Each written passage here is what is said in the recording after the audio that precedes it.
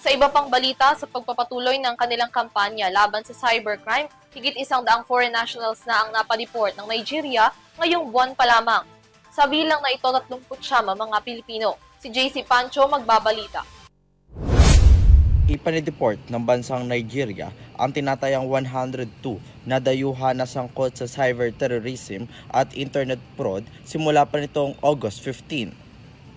Ayon sa mga ulat, pinakamaraming naitalang Chinese national na umabot sa 60, samantala 39 dito ay mga Pilipino.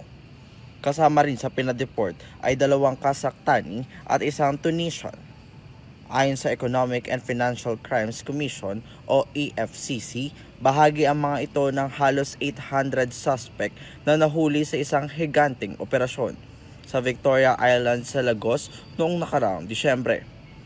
Ipinakita pa ng EFCC ang mga larawan ng mga dayuhang nakapila sa paliparan, suot ang face mask bago sumakay ng eroplanong pabalik sa kanilang mga bansa.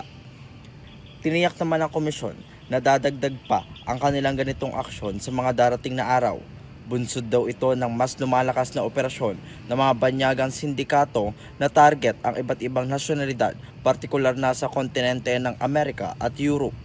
Patuloy ang pagtutok ng mga eksperto sa lumalaking banta ng international cybercrime syndicates na ginagamit ng Nigeria bilang base ng kanilang operasyon. Para sa EuroTV News, JC Pancho, sumasaludo sa bawat Pilipino.